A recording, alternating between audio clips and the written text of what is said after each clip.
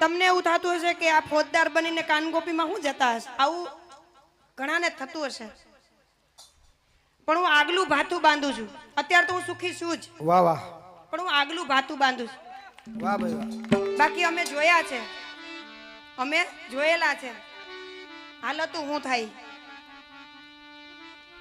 નથી દીકરો રાખતો, નથી વહુ રાખતી, અને એક પોલીસ ઓફિસર તરીકે મારે ન કહેવું જોઈએ પણ ઘણાને મેં વૃદ્ધાશ્રમમાં જતા જોયા. બહુ સાચી વાત છે. એટલે આ આગલું ભાતું છે, અને ફોજદાર તરીકે મને ક્યાં જવું ક્યાં ન જવું મને પૂરેપૂરું જ્ઞાન છે. કે કોઈ ધર્માદો હાલતો હોય, કોઈ સારું કામ થતું હોય ત્યાં જવું જ જોઈએ. હું નહીં, હું તમને પણ કહું છું કે ક્યાંય તમારી આજુબાજુ સત્સંગ થતો હોય, ક્યાંય કથા થતી હોય, ક્યાંય ભાગવત સપ્તાહ હોય, ટાઈમ મળે ન મળે 10 મિનિટનો ટાઈમ કાઢીને તમે અવશ્ય જજો. તમારા યાસે અનાસે ક્યાંય પણ તમારાથી આપણે તો ઉઠીને પાપ કરીએ છીએ, હું માનું છું ત્યાં સુધી. શું કામ? આપણે હાલીએ છીએ તો આપણા પગ નીચે કેટલા જીવજંતુ આવી જાય, અને આપણું ખેતી પ્રધાન્ય ગામ છે તો આપણાથી થતું જ હશે, કઈ પણ જીવજંતુ મળતું હશે, કઈ આપણાથી થતું હશે.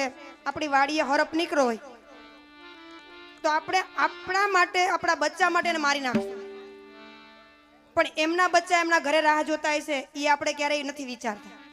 તો આપણે એના માટે થઈને રગપાયચમ રહી, તમને ખબર હોય તો આપણે રગપાયચમ ખેડૂના દીકરા રહી એના માટે. અને ભગવાન છે જ. ભગવાન જો આ પવન આવે ને, જો ભગવાન ના હોય તો ના હોય. એટલે માનો તો છે જ ભગવાન, ના માનો તો નથી. હું માનું છું તો છે, તો બધાએ પણ એવું માનવું જોઈએ કે કૃષ્ણ છે જ. જો કૃષ્ણ ન હોય તો આવડો મહારાષ્ટ્ર જ ના થયો હોય. કૃષ્ણ ના હોય તો આવડો મહારાષ્ટ્ર જ ના થયો હોય. ભાઈ ભાઈ, તમે જોયું હશે કે આટલી પબ્લિકમાં આપણે હમણાં કઈક થાય તો અફડાતફડી થઈ જાય કે ના થાય? તો જ્યાં 50 લાખ પબ્લિક, 50,000 ઉપર પબ્લિક હતી, 1,03,000 એમ મને ખબર નથી, 47,000 તો ખાલી માવડિયું હતી. હું પોતે ગઈ હતી, તમે જોઈ હશે કદાચ મને. મહારાષ્ટ્રમાં હું પોતે ગઈ હતી, ટ્રેડિશનલ ડ્રેસમાં ગઈ હતી, 3 દિવસ રોકાણી. તો તમે જોયું હશે કે ત્યાં એક પણ બનાવ નથી બન્યો, એક પણ સિંગલ બનાવ નથી બન્યો.